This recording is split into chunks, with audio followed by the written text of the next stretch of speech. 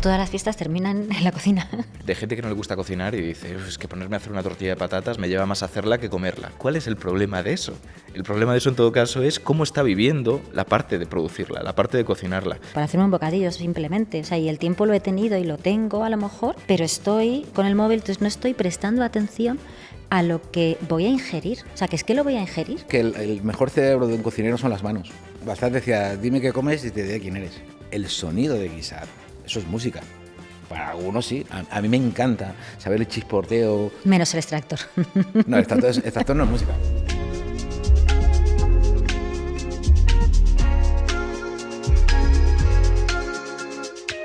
Hola a todos y a todas y bienvenidos a un nuevo episodio de Pasen y Sean. Hoy vamos a hablar de neurogastronomía, que sé que suena muy raro, pero ahora mismo os vamos a explicar de qué se trata esto. Y además tengo a dos invitados de lujo. Voy a empezar por Ignacio Crespo, bienvenido. Gracias, encantado de estar aquí. Ignacio es divulgador científico y estoy segura que nos va a contar mucho sobre cómo funciona nuestro cerebro en contacto con la comida, y os espero. Vamos a intentarlo. Genial. Y también en la conversación vamos a estar con Andrés Madrigal, que es chef. Bienvenido. Muchísimas gracias por haberme invitado y de verdad que agradecido de que alguien me descubra un poco más los placeres y las sensaciones que suceden cuando comemos en el cerebro. No sé si te voy a contar muchas cosas que no sepas, porque la neurociencia trabaja sobre la intuición que hemos ido acumulando durante siglos, de los que hacen. O sea, se cuenta mucho que realmente los magos eran los primeros neurocientíficos. No sabían qué ocurría en el cerebro, pero se aprovechaban de eso. Y los cocineros hacéis, en cierto modo, lo mismo. Yo creo que yo no sé cómo actúa el cerebro, lo que sí sé es cómo actúa la lengua, ¿no? Porque claro, por eso. Es que al final esa información... La experiencia la conoces. Entiendo que va al cerebro, ¿no? Pero claro, lo que pasa por ahí dentro no lo sé. Pero yo siempre digo que el mejor cerebro de un cocinero son las manos. Que con las manos, cocinando, se hacen muchos gestos y esos gestos despiertan muchos placeres. Que eso sí, una vez que lo llevas a la boca, entiendo que ahí viene esa función que me vas a despertar hoy, porque yo absolutamente no tengo ni idea. Lo vamos a intentar. Y para llevarlo a la práctica, además, le quiero decir a nuestros espectadores que tienen que ir a Perse Bistró, que yo he estado y me ha encantado, que es tu restaurante, y además ahí como vivirlo en primera persona, y mira, un día nos vamos a comer los tres, y así, mientras comemos, nos vas explicando todo. Claro que sí. Acepto y os invito, encantado de la vida, y con una condición, que nos expliques qué está sucediendo. Con claro. cada cosa. Venga, voy haciendo la explicación de punto por punto. Sí, yo prometo que lo grabamos y así os lo explicamos también. No es lo mismo comer unas gambas a la plancha que unas gambas a la plancha con una salsa que pique, por ejemplo, ¿no? Me imagino que debe despertar otra sensación, ¿no? Eso cambia y eso tiene que ver con el sentido del gusto, lógicamente, pero te diré algo más. No es lo mismo comerse unas gambas a la plancha, sin más, que comerse unas gambas a la plancha en una terracita al lado del mar. Incluso esa experiencia y los recuerdos que evoca cambian ya no lo que sentimos en general, sino cómo percibimos los mismos sabores. Y eso es una cosa que también podemos ir abordando. Sí. O sea, que despertar el placer versus hablamos de placer. Claro, de eso se trata. Y empezando por el sabor, antes de ir al placer, porque hay una cosa del sabor que cuando me enteré, me vais a llamar idiota, pero cuando me enteré me llamó mucho la atención, y es que el sabor no está en el alimento, ¿no? No está en el chocolate o en el tomate, está en cómo lo percibimos, ¿no? y cómo lo gestiona el cerebro para entender qué sabor es y entiendo que además para cada uno será un sabor algo diferente, ¿no? ¿Esto es así? Y si es así, ¿cómo juegas con ello sabiendo que el sabor no está tanto en los alimentos, sino en cómo, incluso en el contexto que acabas de decir? Para mí, todo está en el olor. Todo. O sea, y os pongo un ejemplo práctico, ¿no? Yo alguna vez que me ha tocado colaborar con la ONCE, cuando he llegado a taparme los ojos y cocinar con ellos y coger un cuchillo y todas estas cosas, todo se multiplica por muchas sensaciones. O sea, el tacto de coger el cuchillo, pero hay uno que no falla y es el olor. O sea, el olor no tiene color, el olor no tiene textura, el olor solo tiene emociones, sensaciones. Y para mí empieza todo por ahí. De hecho, cuando nacemos, eso no lo digo yo, creo que vienen muchos libros, cuando salimos y buscamos el pecho de nuestra madre, estamos ciegos y directamente nos vamos a amamantarnos siguiendo ese olor, ¿no? Y yo creo que la cocina, la gran cocina, empieza por ahí. Totalmente de acuerdo. O sea, realmente si vamos a cómo funcionan nuestros sentidos, descubrimos que aquello que solemos relacionar con el gusto en realidad es mucho más amplio gracias al olor. Gusto tenemos los sabores básicos, añadimos el umami si queremos, ¿no? Pero combinamos esos 6, no tenemos mucha más opción y las combinaciones son limitadas. Olores, tenemos receptores específicos para 1000 olores distintos, 1000 y pico según cómo los contemos. Las combinaciones son muchísimo más amplias y ya no tiene que ver con salado. O sea, el olor a almendras tostadas no es en sí mismo ni salado, ni dulce, ni nada. Lo podemos relacionar con dulzores, con tostados, pero va por otro lado. Y de todos modos, lo que comentabas al principio es fundamental. Yo no te diría que no exista el sabor ahí fuera, pero el sabor no depende solo de lo que hay ahí afuera. Le ponemos nosotros nuestra parte, cómo funciona el cerebro. O sea, tenemos que comprender que la evolución no pretendía nada en general, pero desde luego lo que no pretendía era que desarrolláramos una cultura gastronómica súper compleja. Lo que buscaba es, en todo caso, si buscaba algo, básico. que sobreviviéramos, que pudiéramos identificar lo que necesitábamos comer o lo que preferíamos evitar. Y lo que tenemos en nuestra boca son pequeños laboratorios químicos que identifican sustancias. Los receptores del dulce detectan azúcares, lo cual es muy interesante porque aquellas fuentes de alimento con azúcares en la naturaleza suelen ser necesarias para sobrevivir cuando tienes una cantidad limitada de alimento. Ahora ya lo hemos hackeado, tenemos azúcar por vía libre y eso es otra cosa, no tenemos límite, ¿no? Pero la sal, por ejemplo, son iones de sodio sueltos, es un laboratorio químico realmente.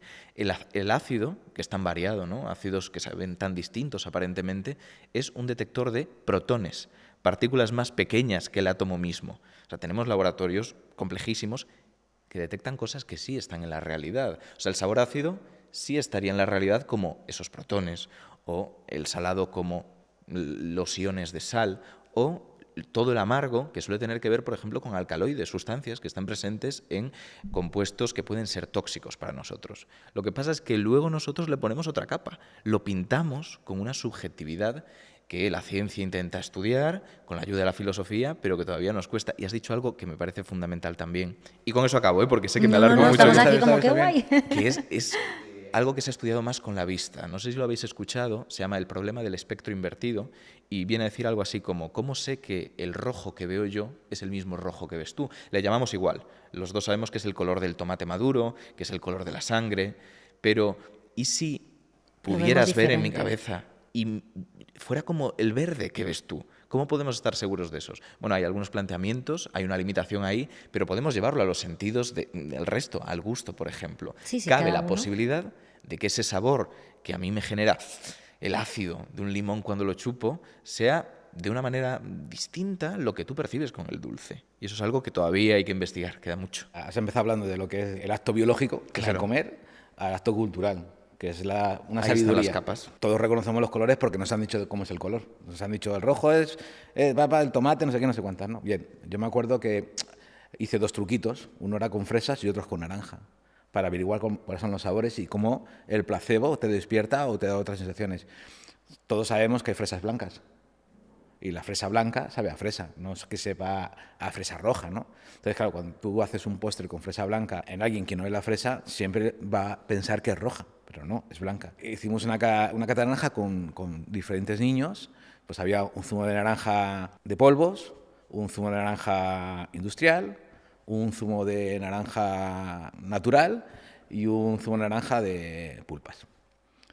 Una vez había como 50 niños.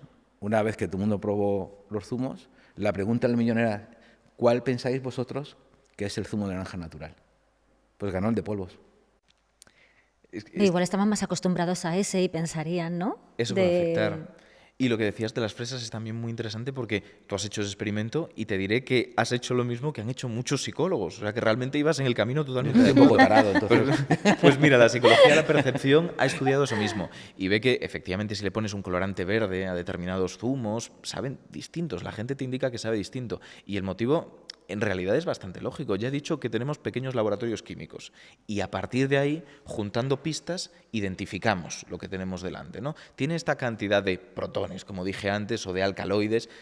Qué complicado es, desde luego racionalmente no podríamos hacerlo, sacar una conclusión de que esas proporciones son una fresa o que esas proporciones son un tomate.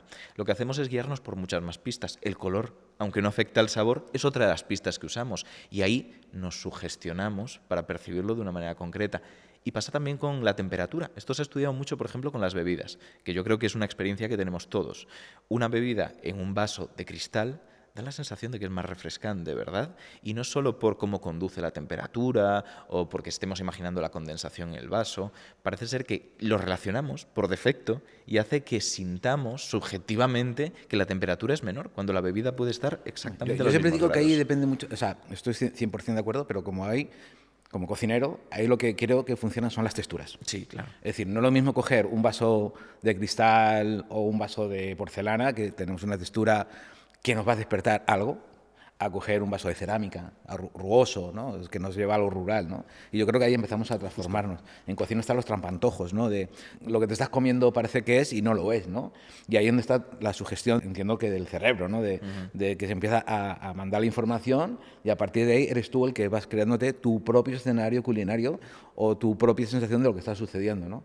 Yo siempre digo que la buena cocina es la que te abre el abanico de otros placeres.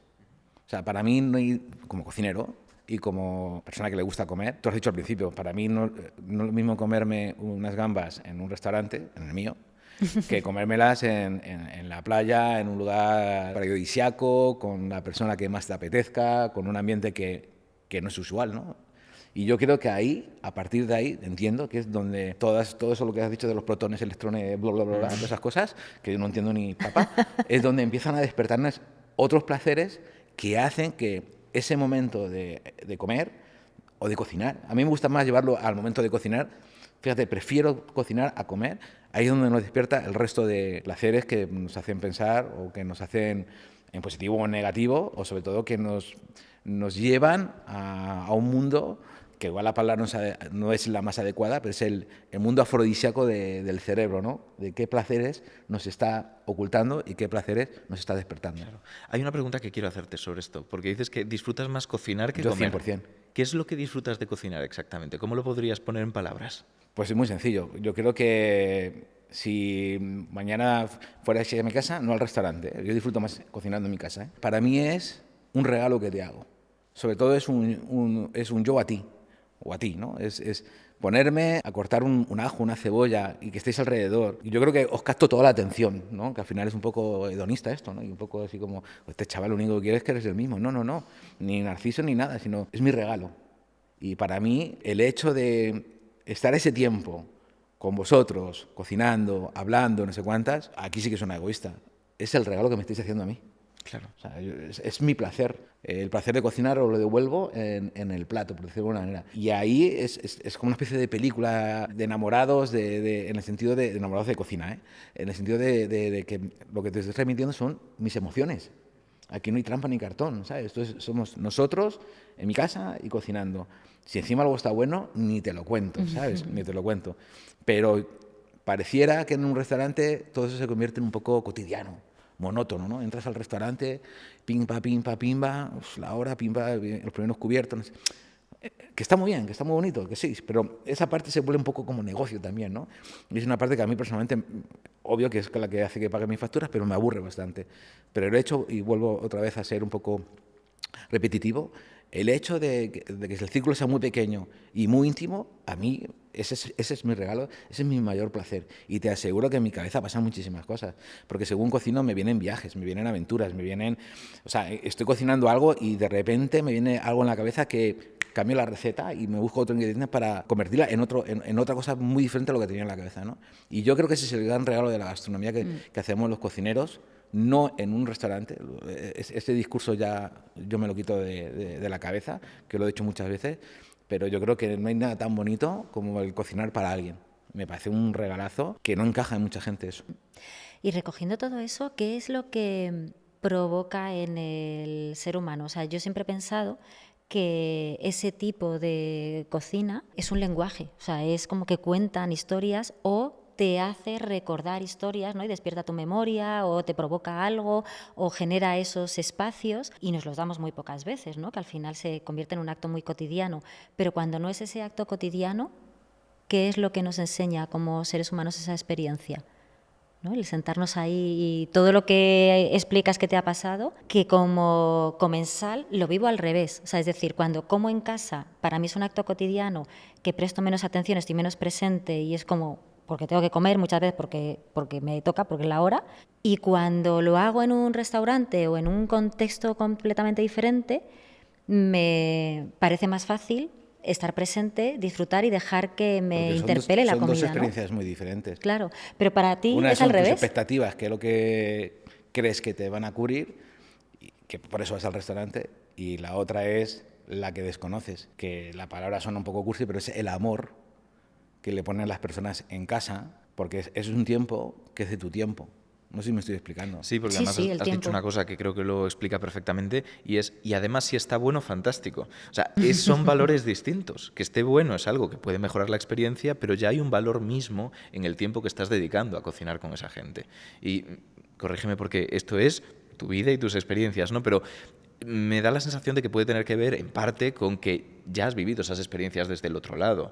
El amor que te podían transmitir tus seres queridos cuando eras un niño, cuando eras un adolescente, con ese tiempo que te daban. Yo puedo contar historias en Asturias, mi madre es asturiana. Cocinar en la meseira en Asturias es como una mesa con tapa donde se guardaba la leche, la mantequilla, los huevos, pero que se amasaba, ahí viene la palabra mesera, se amasaba pues no sé, las empanadas, el pan, y también servía como soporte para comer. Suena a película siempre, ¿no?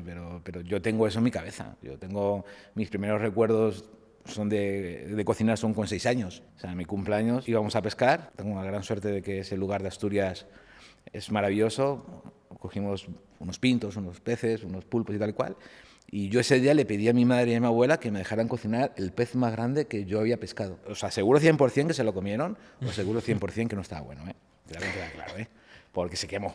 Pero bueno, pero no hubo bronca, por ejemplo, ¿no? Lo que hubo fueron risas. En mi familia me llaman gitano. Gitano no pasa nada, hay más. O sea, no pasa nada. Pero a partir de ahí yo ya he cocinado. O sea, y creo que cocinar es que es eso. Es que cocinar no puede ser, voy a decir, no puede ser un acto monótono. No tiene que ser entonces, como tú has dicho antes. Es que yo en casa me cocino porque tienes que comer o sobrevivir. Pues no comas ese día. Si no te vas a morir, ¿sabes? O sea, en el buen sentido de la palabra. Pero, mi padre siempre me decía, si estamos sobrealimentados. Hay muchos días que ceno solo en mi casa y lo siento por las grandes superficies y alimentos precocinados, pero prefiero irme al mercado, que no me parece una pérdida de tiempo, sino me parece una experiencia maravillosa, sobre todo porque hay cosas que la cocina y el cerebro nos llevan, es saludar a las personas, hablar con el tendero, preguntarle de dónde es este pez, si todo eso es cultura. Si nos encerramos nada más a Google a ver ¿qué es pez limón? ¿Cuáles son los mejores pulpos? ¿De qué raza es la terrena no sé cuántas? Yo creo que como hemos perdido tanto con el teléfono todo el día mirando, que nos olvidamos incluso de saludar al vecino por la puerta, ¿no? O cuando entras en el portal y de repente empiezas a leer a alguien está haciendo un bizcocho, o sales a la calle y sabes que hay una panadería 3 calles más abajo porque huele a pan.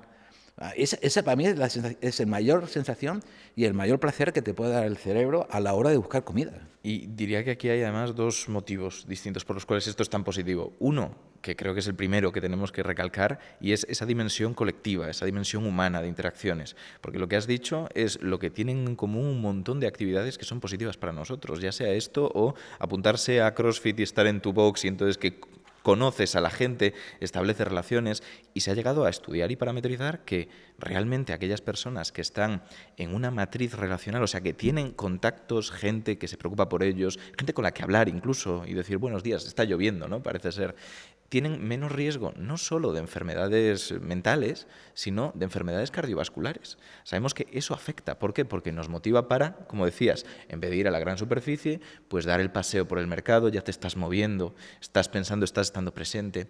Y eso de estar presente me lleva al segundo punto que creo que también hay que recalcarlo. Estar presente, según como lo entendamos, es un mito. Parece que estamos muy obsesionados, ¿no?, con solamente estar en el momento. Pero eso es imposible. Y es bueno que sea imposible. Cuando estamos en el presente de verdad, prestando atención a las sensaciones que nos llegan, sean del sentido que sean, lo que hacemos es conectarlas con recuerdos, con quiénes somos, que eso lo va a definir lo que hemos vivido. Es una conexión, un diálogo constante con el pasado. Y es lo que nos estabas diciendo, ese olor a bizcocho. Y nos retrotrae igual al ejemplo de Proust con su Magdalena, cómo puede convertirlo en cientos de páginas que tiran de ese hilo que aparentemente era banal y que si solamente analizáramos por el presente era anodino, pero se relaciona con quién somos. Y además el olfato en concreto, que has puesto ese ejemplo, es el sentido que más es capaz de despertar los recuerdos. Sabemos además, entre comillas, sabemos por qué. Es un sentido que en el cerebro está conectado de forma muy distinta a otros. Casi todos ellos, excepto el olfato, pasan por una estructura que se llama el tálamo.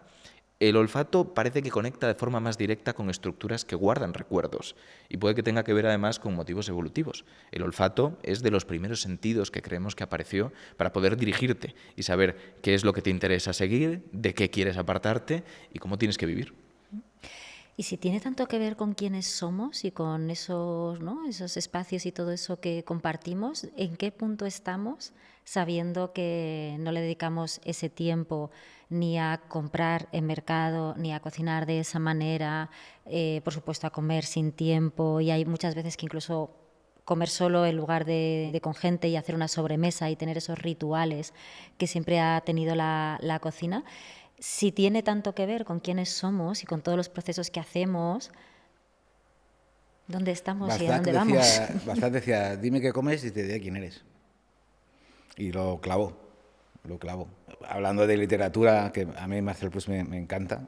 De hecho, mi segundo libro, que se llama Placeres de alcoba, está lleno de cosas de estas. Si te gusta la literatura, te das cuenta que estamos hablando de comer, pero en los grandes libros siempre está la gastronomía ahí. Siempre hay algo que despierta una aventura, que despierta una historia, que despierta un amor, que despierta un desamor, y todo parece que sucede en la mesa.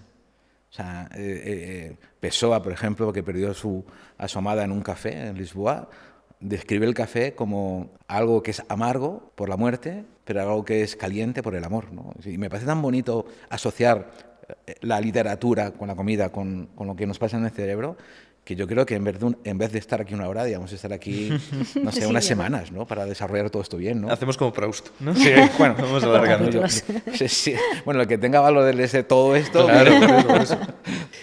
Pues fíjate, creo que la pregunta que haces es súper pertinente, porque ¿dónde estamos si no nos estamos dando tiempo de todo esto que en principio relaciona el pasado con el presente, ¿no? Esos momentos que tenemos que vivir?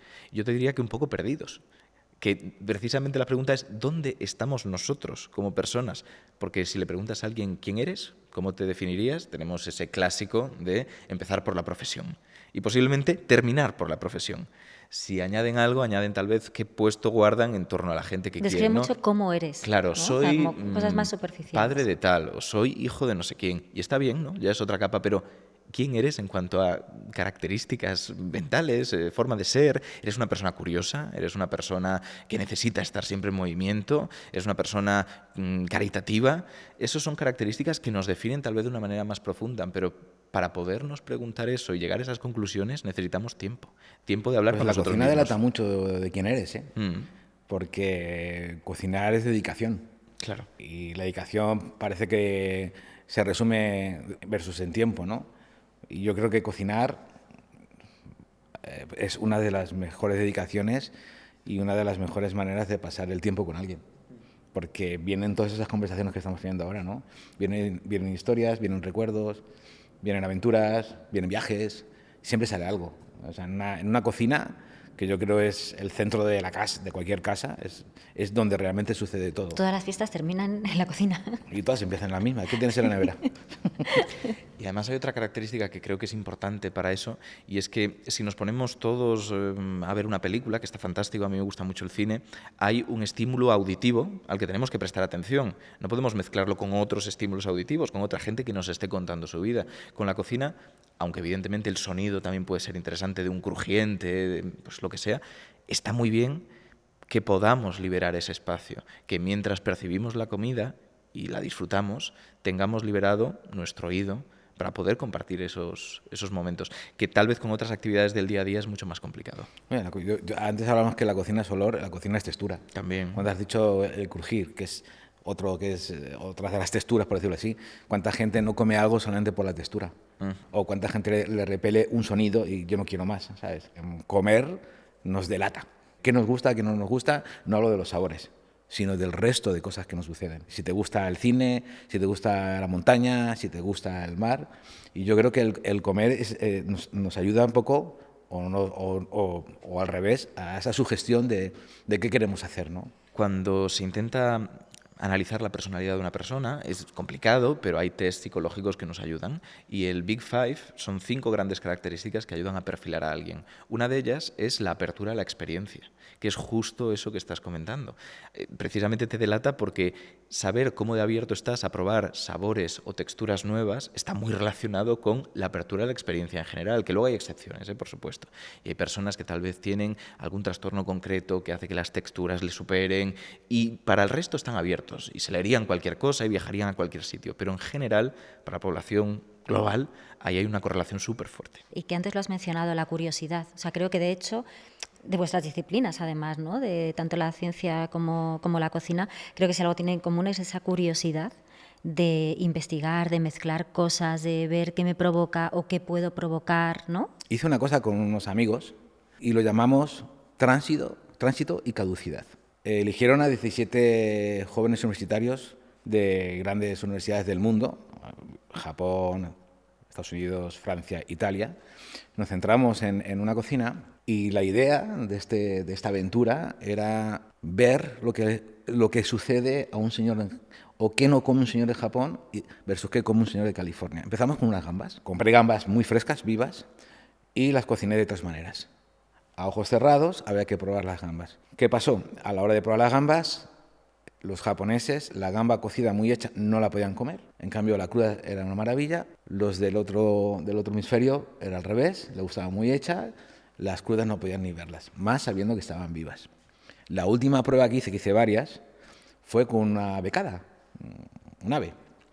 La becada en sí es un ave que huele mal, ¿vale? Huele mal porque para cocinarla hacemos esto lo del foie chandé, que hay una especie de descomposición del bicho durante 12 días para que suelte la tensión del rigor mortis y se quede tierna, ¿no? El caso está que cuando les pasé la becada a estas 17 personas, el repudio fue increíble. O para atrás y tal. Una vez que la cociné, la sensación que tuvieron fue ¡wow! ¡Qué bueno está esto! Y yo creo que ahí es donde el cerebro es el que te lo maneja todo. Como algo que, por lo que sea, en este caso la becada, pareciera, bueno, que olía diferente, cómo se puede transformar en algo tan delicioso luego y que guste tanto, ¿no? Y tiene sentido que haya límites al principio, ¿eh? Por eso sobrevivimos. Tenemos que tener cierta sensación de náusea, de hecho es una de las emociones principales, el asco. El asco está ahí mediando y nos salva de exponernos a cosas que puedan ser peligrosas. Pero ¿qué pasa? Que es una aproximación, que hay muchas cosas que nos pueden despertar la náusea en la naturaleza y no son tan peligrosas. Pero mejor equivocarse en esa dirección que en la contraria, ¿no? Pero puede ser que nos hayan educado a que... A eso voy, que precisamente como hay todo un margen de cosas que nos pueden a priori despertar la náusea, pero no son peligrosas, poco a poco culturalmente hemos ido explorando y todo el amargor pertenece a ese mundo. O sea, exponerse al café y descubrir que es maravilloso, o a los grelos, o a cualquier alimento... Me imagino a la primera persona que se comió un erizo en su vida. Claro. Se tuvo que llenar la boca de púas. Pues se llaman gustos adquiridos. Eso, de hecho, está súper estudiado. Los quesos fuertes, que deberían ser un límite ahí. Cuando conseguimos superarlo, empezamos a descubrir cosas y además entrenamos a nuestro paladar y nuestro olfato para detectar notas que tal vez no sabíamos que estaban ahí. Igual que cómo podemos percibir la música antes y después de comprenderla de verdad. La primera vez que nos ponen, pues yo qué sé, música clásica barroca, nos puede parecer bonita, mala, lo que sea, pero si nos exponemos repetidamente a ella y entendemos de dónde beben algunas influencias, podemos extraer mucha más información y con los gustos pasa parecido. Y ahora que dices eso, y la mezcla de sentidos, ¿no? Hay un experimento que se hizo de comida con música y cómo cambiaba la percepción también del gusto dependiendo de si era música que te gustaba o que no. Bueno, hay bastantes experimentos con también la música cocina. está ahí en tu cocina. Bueno, a ver, la música es... A ver, que igual que los sabores está el umami por ahí, que hay quien lo aprecia, hay quien no lo aprecia, hay quien cree y hay quien no lo cree, pues la música está muy relacionada con la cocina. El sonido de guisar, eso es música. Para algunos sí. A mí me encanta saber el chisporteo. Menos el extractor. No, el extractor no es música. Ese es el ruido blanco, en todo caso. El ruido blanco, efectivamente. La marca blanca de la cocina, ¿no? Claro. Tienes que vivir con eso. No, pero cocinar es eso. O sea, ¿cómo sabes que algo está caliente? Sin tocar para que te quemes. O sea, todo eso son conocimientos.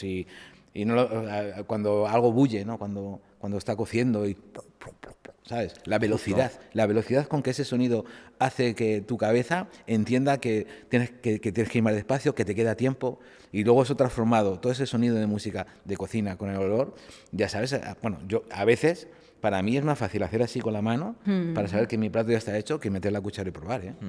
Justo eso es lo que ponía como ejemplo. O sea, que realmente como conoces el medio, puedes extraer mucha más información del mismo estímulo en tus sentidos, porque estás escuchando, en teoría, lo mismo, son las mismas ondas sonoras que alguien que no tiene experiencia. Pero tú sabes que si el sonido es este, pues la densidad de ese guiso que está bullendo es distinta, que son burbujas tal vez más gordas, más separadas, lo que sea en cada caso. Y sobre la percepción, lo de las gambas, también se ha estudiado y hay un caso que yo creo que si habéis viajado y habéis mirado los lineales de los supermercados os habréis dado cuenta de que el color de los huevos cambia mucho según el país y eso en parte es por estudios de la percepción, que aquí consideramos que un huevo con color es mejor huevo, que se han alimentado mejor, Sí, que hay cierta correlación. Dice que es un poco este huevo de la cáscara marrón, ¿no? Por ejemplo, ¿no? Exacto, pero si haces estudio te encuentras que hay países que consideran que son mejores, de mejor calidad, huevos más blanquecinos. Entonces, ¿qué hace el mercado? Los busca blanquecinos. Bueno, también en las grandes superficies también la luz juega muchísimo. Hombre, por supuesto. O sea, en cocina juega mucho tener una buena luz porque ayuda un poco a ver mejor los ingredientes, pero en los supermercados te puedes llevar cada chuleta. Claro. Y digo lo chuleta Luego te lo en el encuentras en crepito. casa. Antes has hablado de asco. ¿Y el placer? ¿Es algo que puede despertarse siempre, que solo se despierta algunas veces? ¿Se puede alimentar el placer o podemos hacer algo como para disfrutar más de las cosas? Yo creo que hay placeres ocultos. Si nos basamos a sota, caballo, rey en la cocina, vas a quedarte muy en vacío. Sobre todo porque hay una cosa que es fundamental, que es el viajar. O sea, cada viaje que hagas, si no puedes viajar porque no tengas esos medios, pero yo pongo un ejemplo muy práctico en Madrid. Si tú quieres un viaje gastronómico muy interesante, de sabores diferentes, vete a Lavapiés. Pues vas a tener al restaurante que hace cocina hindú, vas a tener al senegalés que hace su cocina con sus especias, vas a tener al oriental iraní que no sé cuántas, y lo más bonito de todo eso no es el hecho de comer, es la variedad de olores que hay en esa calle que te va despertando cosas y curiosidades. Y eso es un placer que lo tienes que trabajar, y de mejor manera de trabajar es ser curioso. Justo, y creo que los placeres hay que buscarlos precisamente por eso, y buscarlos en lugares que tal vez no te esperas. Una de las cosas que yo he disfrutado cuando como en un viaje no es solo que esté bueno. Puedo disfrutar de una comida que no me está gustando mucho, pero sé que es representativa de lo que hacen ahí, que es parte de su cultura, que no me gusta, pero es lo que pretendían hacer con ella, o que son los medios que tenían. Por ejemplo, un viaje que hice a Angola hace un par de años, la carne que nos daban allí era cabra muy dura, una cabra mayor, una cabra que aquí me pones en un restaurante y no voy a disfrutar. Aquí se pone muflón. Pues fíjate, y lo disfrutaba de otra manera, no por la textura o por el sabor, sino porque sabía que eso era parte de la cultura, era lo que allí se consumía. Entonces, creo que muchas veces el placer puedes encontrarlo en esos recovecos donde no te lo esperas, depende de cómo lo vayas a interpretar y qué esperas de la vida. Si te fijas en esos pequeños detalles, puedes encontrarlo en muchos lugares donde por lo general pasaría desapercibido. Eso es verdad. Creo que para poder hacer eso tienes que poder estar presente, como decía antes, saber qué es lo que buscas, qué te define, y para eso hay que tener determinados privilegios. Porque, como decíamos antes, la vida actualmente nos empuja a producir y cuando no estamos produciendo, dormir para poder producir el día siguiente. Tener la suerte de tener un horario que te permite dedicarte tiempo a ti. Ahora, por ejemplo, todo esto de los cuidados personales, las rutinas de mañana que hacen los influencers que tardan 4 horas en ponerse en marcha. Eso no es malo en sí mismo. Lo que es una pena es que no podamos hacerlo todos, o no podamos dedicarle tiempo a leer, o pasear, o hablar con la familia antes de ir al fuera trabajo. verdad lo que dicen. Claro, pero que ahí es donde encontramos, yo creo, ese momento para poder definirnos y para poder encontrar placeres donde no los esperamos, con calma. Justo has dicho 2 cosas que escuchándolo me estaban ahí resonando, que es la importancia de la presencia para que pase todo esto, ¿no? Porque al final mi sensación es que vamos ya no solo rápido, sino poco conscientes de las cosas que vamos haciendo. Entonces comemos de una forma automática, hablamos de una forma automática, vamos a sitios como todo muy automático, y para que todo este tipo de cosas surjan y pasen es como parar y darte cuenta que estás experimentando sabores diferentes, que se está despertando el olfato, que ¿no? Todo. Había una corriente que se llama el slow food, que habla un poco sobre esto. Dar el tiempo al tiempo para disfrutar más de ese placer de la comida. Y no hablo de los epicuros, hablo de un movimiento que también hay que ser un poco realistas. Tampoco puedes estar en un restaurante 6 horas, porque no puedes, ¿sabes? No puedes. Esto es como ir a una ópera por primera vez en tu vida y que te pongan a Wagner. Claro, pues no vas a ir a ópera nunca más. No vas a volver a la ópera. Sí, totalmente. Y luego también lo de los privilegios que decías, y en el sentido que lo decías, y también en el privilegio que estaba pensando en el contexto en el que estamos hablando. Quiero decir que al final un acto que debería ser cotidiano lo estamos profundizando, ¿no? O sea, como que diferencio lo que es, que habéis hablado también de ello, de la supervivencia, de comer por supervivencia, ¿no? Comer por alimentarnos como seres humanos, y luego la otra fase de alimentarnos desde el disfrute, desde esa experiencia, desde ese viaje. Es que no es lo mismo el llegar a casa a las 4 de la mañana con 2 cervezas y buscar en la nevera algo para comer porque tienes mucha hambre. Pasta con tomate. Lo que sea, porque ahí es lo que sea. Dedicar ese tiempo, lo que hablamos al principio, dedicar ese tiempo a cocinar. Como si te haces un bocadillo en casa, pero con tiempo. Con un buen pan, abres bien, pues si tienes algo de embutido en la nevera que se atempere, que no esté tan frío, pues ese es el tiempo que a veces... Tiempo y atención, o sea, porque, y lo pongo en primera persona, yo hay veces que, pues eso, para hacerme un bocadillo simplemente, o sea, y el tiempo lo he tenido y lo tengo a lo mejor, pero estoy pensando en qué es lo que tengo que hacer o estoy con el móvil, entonces no estoy prestando atención a lo que voy a ingerir, o sea, que es que lo voy a ingerir. Cuando el móvil te chiva el tiempo que llevas viendo redes. Te dice, llevas 6 horas con el Instagram, bueno, no sé, como sea eso, porque yo no lo sé, yo lo veo en mi hija, ¿no? O sea, es que llevas 8 horas en el móvil, o sea, en el global del tiempo, ¿no?